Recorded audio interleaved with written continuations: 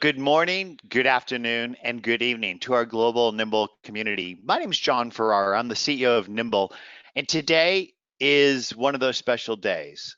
Today, we're going to learn about how to build relationships that fill not just your sales funnel, but really your life funnel, because I really believe that service is the new sales, and sales isn't about bagging and tagging people. It's about building relationships that help other people grow. And today with me is my dear friend, Matt Heinz. Matt, say hi to everybody. Hey, hello everyone. Thanks for having me. So Matt and I have known each other for quite some time, and we're not just connected on the areas of our professional commonalities. We actually connect on our areas of life. Matt is an amazing family man. He's also an awesome barbecuer, and so if you're ever up in the Pacific Northwest, go knock on his door for some of his ribs and brisket. But besides that, he's the president and founder of Heinz Marketing. He's an author, blogger, and he's been doing marketing, business development, and sales for over 20 years. And he has taken that experience and built a marketing organization that consults to some of the largest, most successful companies in the world, besides speaking at a number of conferences. So we're real lucky to have Matt with us today. Matt, thank you so much for joining us. Absolutely. And for those of you that don't know about myself, my name is John Ferrar. As I said, I'm the CEO of Nimble. Before I started Nimble, I started a company called Goldmine that was Outlook and Salesforce combined before either existed. But what people don't know about Goldmine, they call Goldmine the pioneer of CRM, and me sometimes the godfather of CRM. But really, Goldmine was the pioneer of relationship management, and I'm really the pioneer of relationship management because I think that CRM has kind of lost its way, that it's not about relationships, it's about reporting. And the key thing that Goldmine provided was a team relationship manager, not just for salespeople, but for everybody in the company. And that's why I got back in the business and started Nimble. But we're not here to talk about me or Nimble. We're here to talk about you. We are here to help you grow. And so, Matt, let's talk about what people are going to learn and take us away and teach and preach us. Well, thanks, John, and thank you everyone for joining us today. I'm really excited to be here, and I'm going to be sharing some insights we garnered from some research we did with Microsoft Dynamics recently. And I loved what you just said, John, about the difference between relationships and reporting. And literally just this morning, was sitting in a client sales pipeline review, and there was so much talk about just sort of where deals stood and sort of stages of the pipeline and what the reports had, and very little discussion about the relationships between the sales organization and the buyers, the relationships that exist within the buying organization. So it's one thing to have a list of the right people. It's another thing to say, okay, I know how to email them, but what value does relationship have in that world? I think, we've even, John, gotten to a point where, almost the relationship selling has almost gotten a little bit of a bad name when we look at people that talk about different selling methodologies today, and you look at, sort of good, sort of incremental, valuable tools like the Challenger Sale that talk about the ability to sort of challenge the thinking and sort of loosen the status quo of your prospect. It isn't meant to poo-poo the relationship seller, but I think there's, sometimes there's the relationship seller today is synonymous with an old school seller, a dinosaur seller, and I think that couldn't be further from the truth from what we see in the marketplace and what we've seen in this research. So today we're going to talk a little bit about what that research said. We're going to highlight a few things that it pointed out, and then John and I will talk a little bit about what that means and why that is so important. And it's not, this is not just interject here real please. quick. I just don't want to forget to have people ask questions, because that's how we all learn. So in the background, we've got Michaela, who will be tracking all the questions, and I'll be answering them in the background, and we'll compile the best of them into some Q&A at the end. Thanks, Matt. Absolutely. Yeah. And the last thing I want to say before we got into this is, this survey was really specifically focused on sales professionals, but I think the insights here are really important to consider for both sales and marketing professionals, because if we're doing this right as organizations, we're not differentiating those teams. We're creating a consistent, integrated, cohesive experience to your prospects. So I think everything we're going to talk about here are implications for the sellers that are listening, people that are managing sellers, as well as marketing teams that are supporting revenue objectives. in the organization. And Matt, I might add that it's not just sales and marketers that touch the customers and their community around your business, that there might be biz dev people, product people, et cetera. And any business person today needs to pay attention to their brand, their network, and relationships. Well, and even if you're working on the product, like even if you're not a customer-facing person, to understand the importance of relationships, to understand, for example, like the people within the organization that maybe the product you're building is supporting, and those different roles and those different needs that they have, or the relationship you have with each other and the impact that has. So I completely agree. From a customer-facing standpoint across multiple functions, this ad is super, super important. So we went and we asked, a couple hundred sales leaders from a wide variety of organizations. You see the variety of industries here and different levels and roles in the organizations to answer a few questions about how they are selling. And you're going to see here that we have pivoted some of those answers based on whether those companies were successful in hitting their numbers or whether they were unsuccessful in hitting their numbers. And so that's how we've sort of decided, okay, which of these trends seem to be telling us what the most successful companies are doing and how they are prioritizing their relationship selling. And so even if I didn't walk through all the data, like here's the 4 things that really came up with out of this. First of all, the most successful companies engage the entire buying committee. So knowing that a buying committee exists is step 1. Knowing who's in that buying committee, who are the individuals that are involved in the sales process is step 2. And then understanding the dynamics of those individuals. Where do they align? Where do they disagree? At what points in the sales process, at what points in the business relationships they have, do they interact with each other? The more you understand that buying committee and can build relationships with them as well as amongst them, the more successful you're going to be. So that's number 1. Number 2 is that relationship selling historically has been about the individual relationship seller. And the key to most successful companies that are selling better is they're taking relationship selling as a function, as a differentiator, and they're figuring out how to scale that across their entire organization. As John said, not just for the direct sellers, folks involved in business development, folks involved in customer service, folks involved in marketing. We're creating a scalable, repeatable, predictable way of building relationships in the organization. 3, the most successful companies were really good at thinking across platforms. We can talk about sort of the sort of CRM systems today and sort of their deficiencies that may exist in terms of focusing on reporting versus relationships.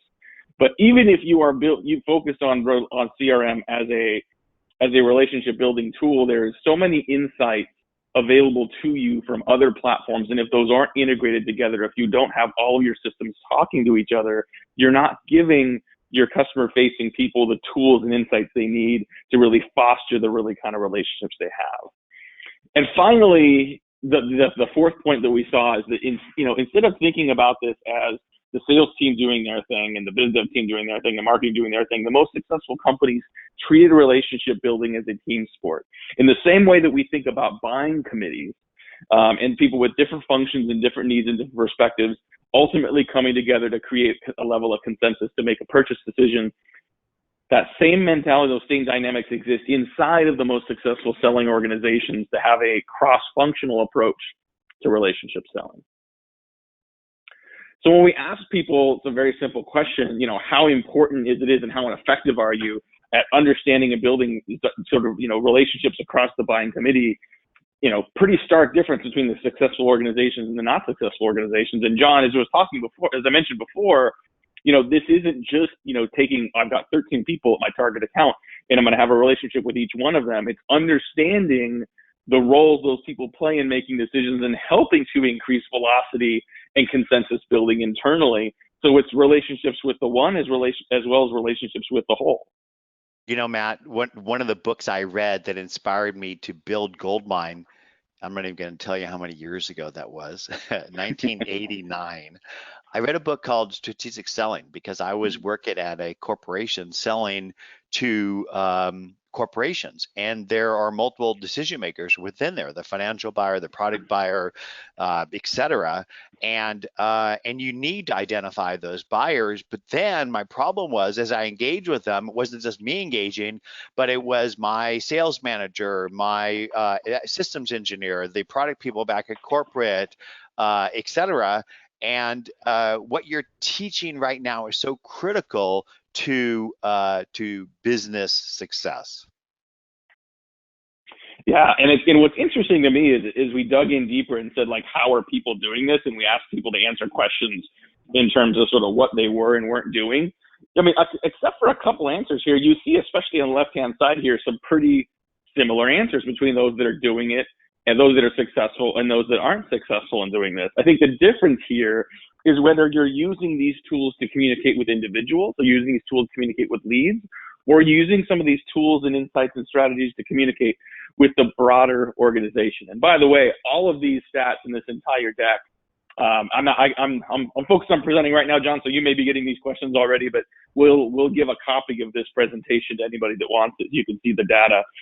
I thought what was particularly interesting though here is the couple that stood out to me, even though they were single digits, was the importance of social engagement across platforms as well as content personalization.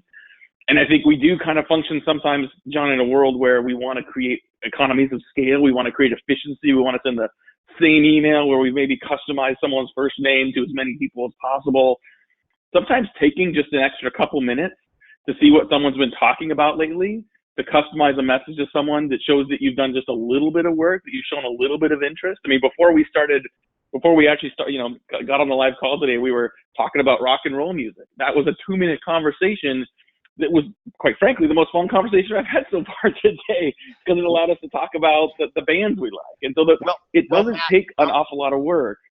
I want to interject something here. In the old days, I used to teach people, when you go in somebody's office, look at their walls, look at the books they read, the degree of the school they went to, the knickknacks they collect. All these things give you a clue into who this person is and what they're about. And then you can share your commonalities. I call it the 5 F's of life: family, friend, food, fun, and fellowship. And these are the things that are going to keep you connected when the delivery fails, when the price that your competitor comes in is 20% lower than yours, whatever. And I think that personalizing relationships will deepen the connection beyond the business level.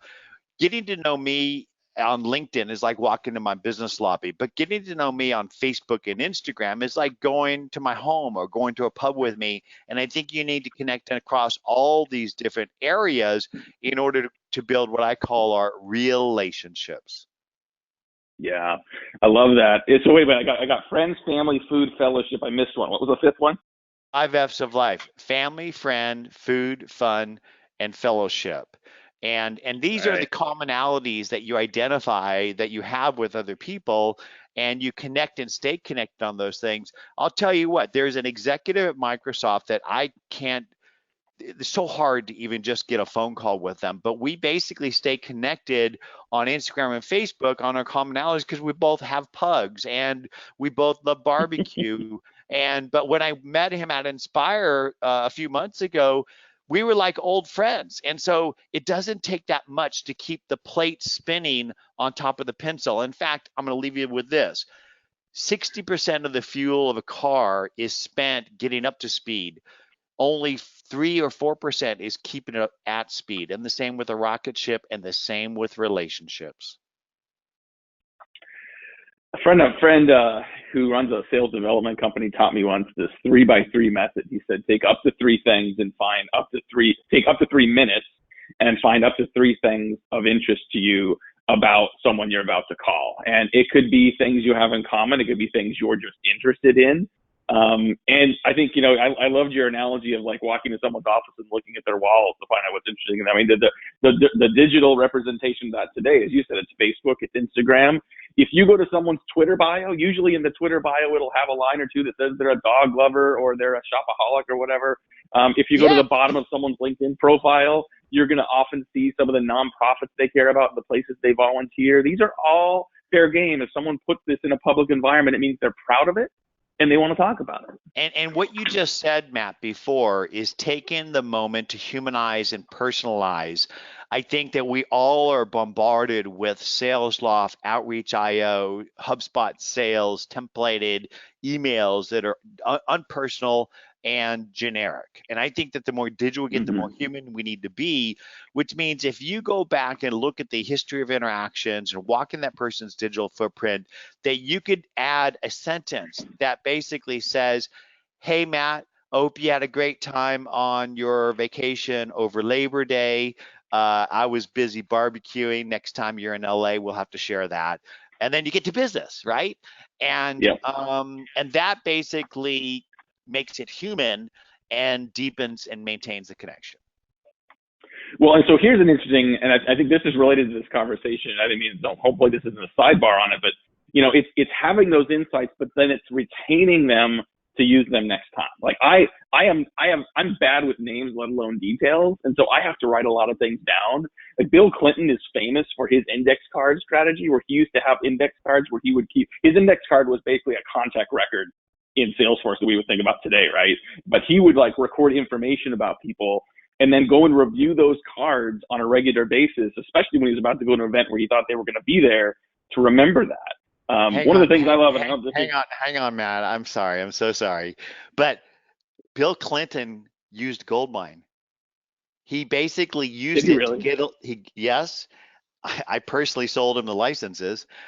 He used it to get elected, and then it was the White House database, and then he used it to get reelected, and Hillary still uses Goldmine because she doesn't trust the cloud. So they would set up a Novell server with 10 PCs in each city that they were prospecting in for fundraising and getting the vote out.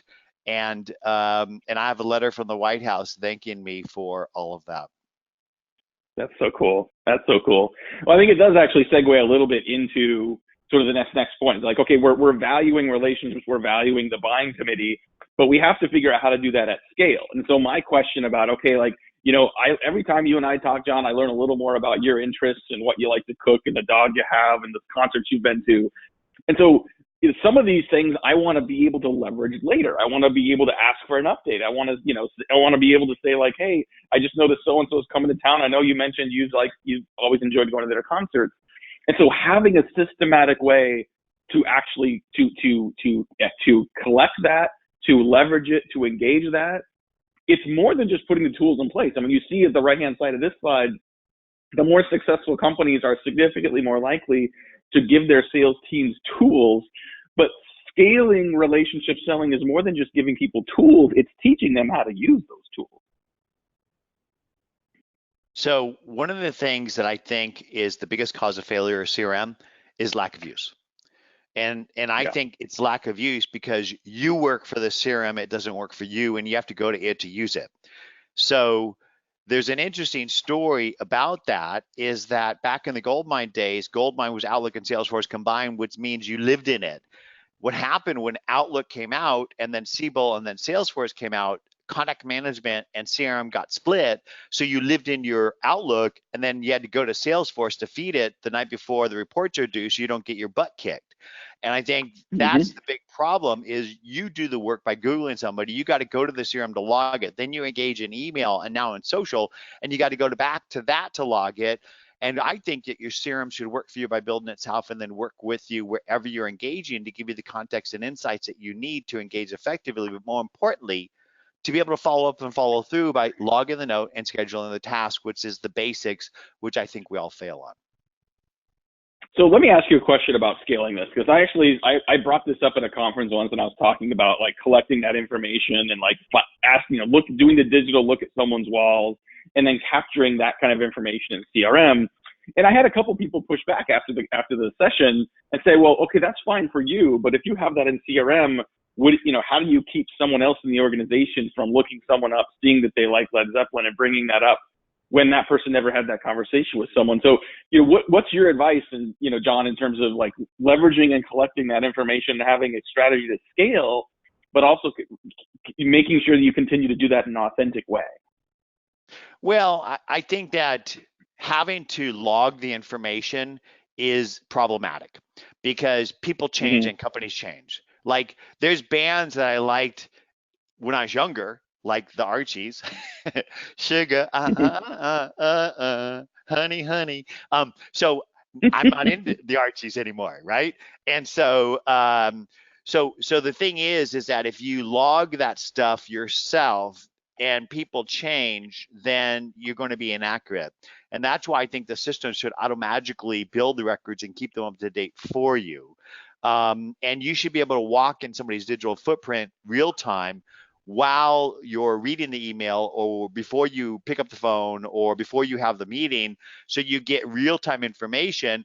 And if somebody puts on their Twitter or their Instagram a picture of themselves backpacking or barbecue, then it's okay for you to actually bring it up in a subtle way. You don't just slam them with it, right?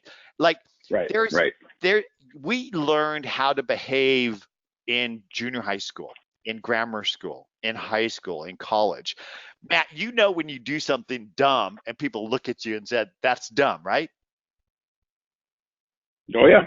Yeah. And so in relationships, it's the same way. You basically know what's icky and what's not icky and when to do things and when not to do them.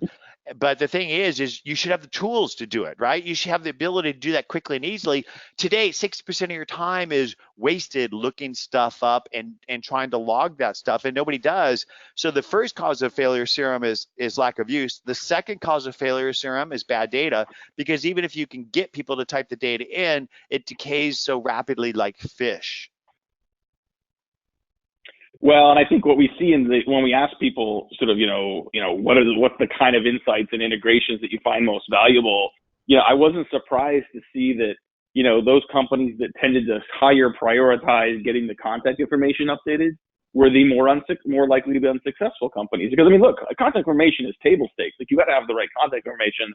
But if you think data integration, if you think synchronization across platforms is just about having the right phone number, that is a tactical element. But if you can figure out how to scale the insights about that account, it can be about that individual, it can be about their account, like the ability to go and not just say happy birthday on someone's birthday, but also to be able to say, hey, congratulations on that round of funding you just closed, when very few other companies are going to prioritize that. Very few other sales reps are going to have access to that information and the key tools they're already using. It's not about automated emails. It's not about having updated contact information. It's about having synchronization of the insights that matter, the insights that people care about, the insights that are going to differentiate you. Yeah, exactly. I mean, yeah, the triggers. And when these things happen, people appreciate it. I can't tell you how many times just something as simple as just keeping track of someone's birthday and not just clicking the social media button to say like the same happy birthday that 800 other people say, but to pick up the phone and make a call, or to just send a quick email. Those things stand out. And those aren't going to help you close deals, but they can help make up the body of work that differentiates you and helps you become a more successful seller. Can we talk about this synchronization stuff for a second? Because I think this is really, really critically important. Today, in most businesses, there's islands of information in sales, marketing, customer service, accounting, and then your contact centers. So contact centers is the operating system of a business. It's G Suite or Office. Every business has to pick one as their tool for email, contact, and calendar and productivity apps. But that platform has a separate contact database for every team member, and those contacts aren't linked to the email and calendar history, let alone the social. In addition, sales, marketing, customer service, and accounting have separate contact databases, and none of them are connected. That is so problematic in a business, because then you don't have a common system of record or relationship with the key insights and triggers that each team member needs to effectively engage. That's right. Absolutely right. Well, in the interest of time, because I know you've got some stuff you want to share as well here, John, I want to keep moving along. We talked at the beginning about, one of the other 4 areas of success requirements to be a successful organization with relationship selling was to make this a team sport. And you very much see some of the team selling criteria here at the top of this chart. The ability to, have a coordinated sales process. When you've got complex, larger deals and multiple people involved, making sure that you've got your process points, your next step, as well as those relationship selling insights really dialed in. And this top one's really, really important to me. And John, I know you've been selling for a long time. You work with sales teams all over the world. Can you maybe sort of give some insights and some color around how important it is to be able to share feedback and constructive insights and constructive feedback, sometimes constructive criticism amongst teams to help them sell better? Well, I think it's all in the way that you do it, right? There's two ways to deliver feedback. One is criticism, and it feels like it, and the other is feedback. And I think that really good managers are really interested in growing their team members, and they come across with their feedback in an empathetic and caring way as opposed to a critical way. I think that's important. Yeah, I would agree with that. Well, we talked a lot about some of this research, and I'm glad we didn't go sort of too deep in each of these data points. When you'll have the ability to read a lot of this research later. But I think we've reiterated the points here of not only how important relationship selling is, but some of the specific ways that organizations are differentiating themselves in their approach as well as in their results in terms of how they execute on the opportunity within relationship selling. And John, I know you've got some stuff you want to walk us through here as well to provide some further insights and color on why and how this works. I am going to give you control. Take it away. Thank you, Matt. Let's see. Do I have the controls? Michaela, can you pass me the control? Because I don't see it.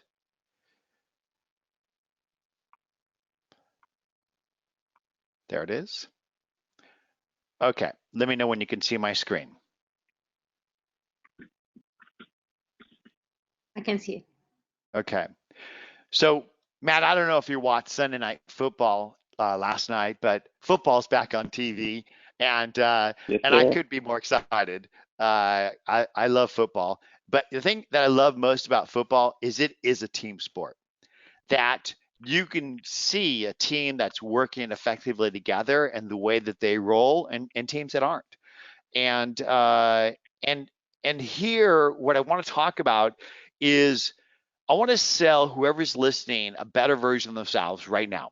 Because whoever is listening to this, your brand and your network are your net worth, and they're critical to your life success.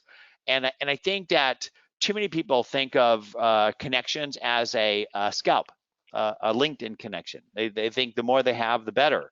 But really, I think the deeper relationships that you have, the better.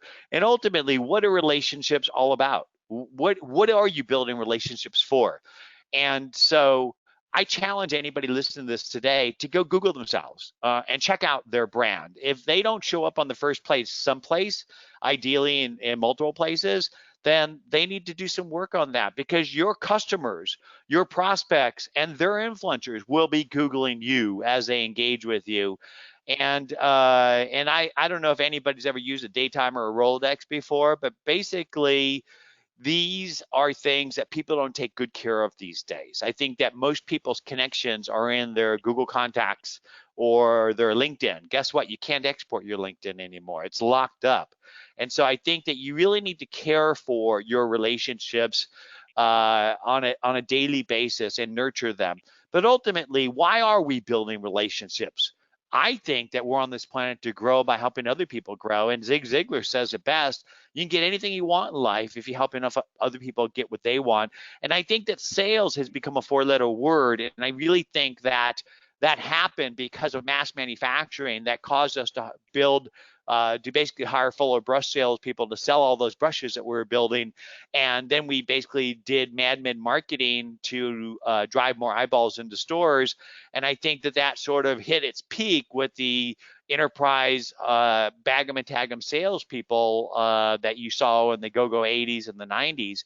But I think social media is increasing the transparency of the way of the expectations of the way we work, play, buy, and sell, and the expectations that we have of each other and the companies that we engage with. And it's your job to get to know people. It's your job to build relationships. There really isn't a separation between LinkedIn and Facebook. People think that there is, but you go back 100 years, we all lived in a small village and everybody knew what everybody else was doing, and your reputation was built on the promises you make and the experience that you deliver. And I believe that social media is making the world a small village again. And so this is how I got to know people back in the old days. Today I do it digitally, and you got to do it because the way people buy has radically changed. Now, This is a slide a friend of mine shared with me 10 years ago, but it's still relevant. I think in the old days, we used to yell at people how great our products and services were, expect them to line up like lemmings, and basically so we could bag them and tag them. And now customers are in control, and they already know more about your products and services before they ever reach out to you. And it's your job to become their trusted advisor, to become part of that journey. You can't operate like a castle. Matt, have you ever walked down a main street and seen a shop where the shop owner is sitting behind a desk or some sort of pedestal, looking out the door, hoping people walk in? Have you ever seen that? Of course, yeah. It breaks my heart. You need to basically get in the river and start swimming with the fishes to be seen. And so that's one of the reasons why I got back in this business. You know, I sold gold mine when I was 40, Matt. I got to spend 10 years raising 3 babies as an involved dad and involved with the community and the schools and churches in my neighborhood. But it also gave me time to start swimming in the social river and seeing how really the way we manage contacts is still broken. Did you know that there's 225 million global businesses, less than 1% use any CRM? Most people's CRM is inbox, spreadsheet, or post-it notes, and that most businesses run in islands. And here's an example of the typical islands that people have, and I think that it's really makes it companies less effective in trying to stay top of mind in the modern buyer journey. Now, this is a slide I love to reference. It's the McKinsey customer journey. Google it. It's a 15-page PDF, but it talks about how the funnel that we used to know is broken, and that it's really not a funnel, it's more of a pretzel. And basically, there are triggers that make your customers go into some sort of consideration set where they go and build a consideration set, not by going to your website, but by reading reviews of trusted other people. And once they've gathered their sort of set that they might buy, then they might reach out and speak to you, and ultimately they'll buy. And even after they buy, they're still doing research. Matt, have you ever bought anything recently and you continue to do research after you bought it? Oh, of course, all the time. Yeah, yeah. And it isn't only until after you've owned it long enough that you fall in love with it that you enter the loyalty loop where you not only might buy more, but tell your friends about it as well. And so, what you need to do as an individual, what you need to do as a business is to become a trusted, top of mind advisor in that entire cycle to not just your prospects and customers, but their influencers as well. Because the whole reason I was able to start Goldmine on $5,000 without ever taking the dime of venture into $100 million a year in revenue is I figured out who the trusted advisor of that small business was, which back in the day was the Novell reseller. And eventually, when Microsoft ate Novell, it was the Microsoft reseller. It's about influence. It's about being top of mind. And I love this quote by Mae West: out of sight is out of mind is out of money, honey. And she was actually an amazing entrepreneur. So how can you stay top of mind with your prospects and customers? Well, you're not going to do it by talking about your products and services. Stop talking about your products. Stop talking about yourself. Start talking about how you might help other people become better, smarter, faster. People don't buy great products. They buy better versions of themselves. So you should be teaching people to fish on a daily basis. Give your knowledge away.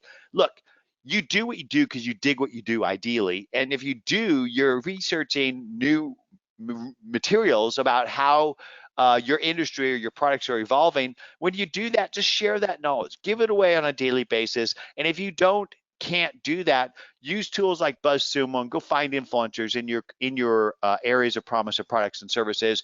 Share their content, hashtag it and attribute accordingly, and then engage effectively. In fact, I have a formula for that. It's called the 5 E's of social business. You educate, enchant, engage, embrace, and empower your customers with the intent of growing people. That's what your job is as a salesperson, is not to sell, but to serve, to help people grow, because you're trying to build a sustainable garden around yourself and your business, to build a tribe of people. And this is a story about my wife teaching me about this stuff. I love the fact that I learned so much from my wife. She's a gardener, amongst other things, and an artist. She brought me out in our garden, and she showed me this monarch butterfly caterpillar. And I said to her, what's a monarch butterfly caterpillar doing in our yard? And she said, well, I planted milk thistle in order to attract the monarch butterfly caterpillar so it would eat the aphids. I'd have to spray. And I said, wow, you know, I do the exact same thing, but in a different sense. I go and plant content about social sales and marketing from people I love and respect, like Matt Heinz. And then not only do Matt Heinz community or people looking to be better, smarter, faster on social sales and marketing engage with me, but then Matt Heinz engage with me and we become friends. And this creates a sustainable garden that not only helps my garden grow, but I'm helping their garden grow. And that's what life's about. And so um, this is the key to life. What I just shared with you is building your brand and growing your network with a clear purpose in life. And their clear purpose in life should be serving other people. I call this the 3 Ps: passion, plan, and purpose. If you can figure out what your passion is, build a plan to achieve it, make your purpose on a daily basis, you can achieve anything that you want in life. And before we get to the questions, I'd like to just make sure we get these offers out. Matt, why don't you tell us about your offer? Yeah, I mentioned earlier all of these slides are going to be available to you if you'd like a copy of them. If you'd like the full copy of the Microsoft Dynamics State of Relationship Selling Report, with Microsoft, the way that they have published that, I can't give you a URL, so I'm offering you my email address. If you'd like to receive a copy, just send me an email, put State of Relationship Selling Report in the subject line, and I will happily send you back a complimentary copy of the full research. And we are offering a free 30-day trial. Normally, your trial is 2 weeks, but as a participant in this trial, we're going to give you an extended trial. And if you decide that Nimble is something that could make sense for you, and you decide to become a customer, use the code John40 when you convert. You get 40% off the first 3 months. And I want to make sure that you understand that the core of Nimble isn't CRM, it's relationship management, and it's about relationship management for you. And you can use Nimble even if you're forced to use a CRM at work. In fact, I encourage it because Nimble can be used to add value to your existing CRM and be used to help you to continue to build your golden Rolodex even after you've left whatever company you do. Average time at most companies is 3 years for most people. So you should be using your own personal CRM. And if you're a business, you could use Nimble as your team social sales and marketing system. We layer on top of Office and G Suite. And so with that, let's do some questions. Michaela, what do you got for us?